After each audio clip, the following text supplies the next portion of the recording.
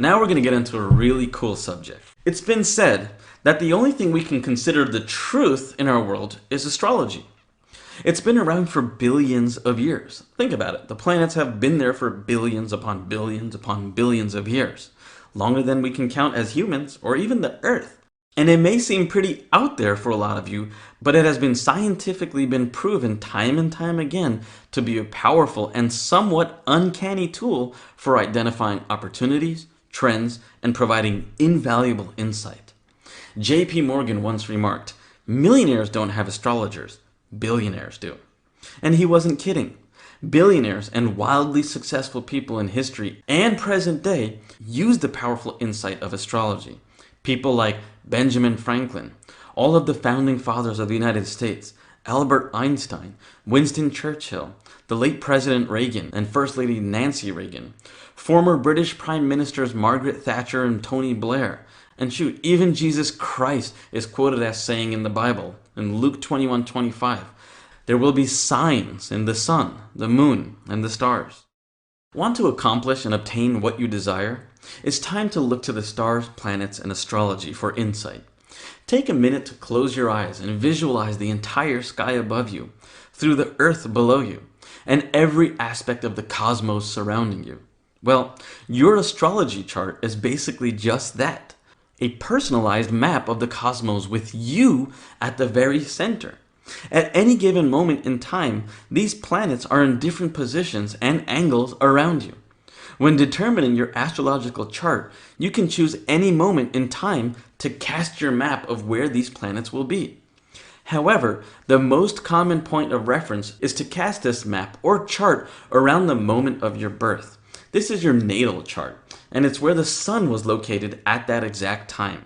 This point is also where your zodiac sign is determined. The zodiac is contained with a band that exists around the sun and consists of 12 houses or signs that most people are familiar with. And these are Aries and Taurus and Gemini, Cancer, Leo, Virgo, Libra, Scorpio, Sagittarius, Capricorn, Aquarius, and Pisces.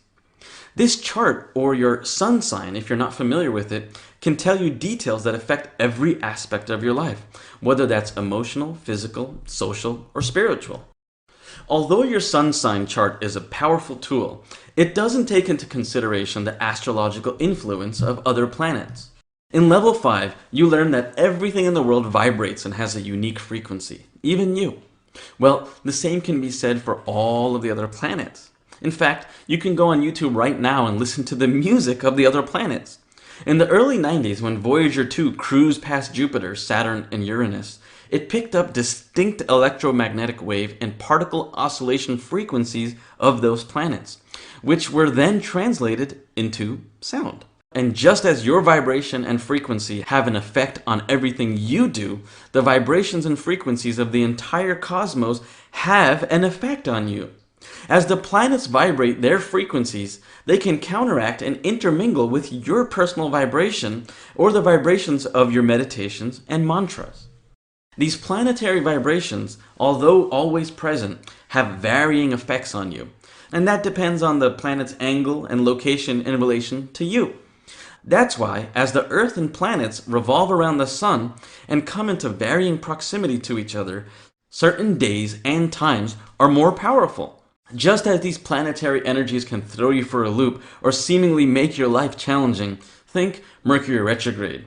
When Mercury moves backwards, it throws a wrench into travel and communication. And they don't have to always be bad. They can also have some serious energy boosting effects. You can focus their good effects and take advantage of the portal of time you are coming in contact with, and this could be their energy of career, relationships, health, wealth, or other areas to help boost your life. Now, Vedic astrology uses the sidereal zodiac, where traditional Western astrology uses the tropical zodiac. The sidereal system defines the signs based on the fixed stars. The tropical system defines it based on the position of the vernal or spring equinox. The difference between these two systems is a difference of about 23 to 30 degrees. Although both systems are considered correct, when consulting your Vedic chart, you should look at your chart nearly one full sign back. So, if you are an Aries in the Western system, you are likely a Pisces in the Eastern system. It's not always the case, so you should always look at them separately. In some people's opinions, the sidereal zodiac more closely resembles the actual position and apparent movements of these constellations or signs. Vedic astrology also takes into account more of your karmic tendencies. However, I definitely recommend, in order to be as comprehensive as possible, that you consistently take in both perspectives. I personally really like to rely on Vedic astrology. Now, I've used astrology in many things in my life before.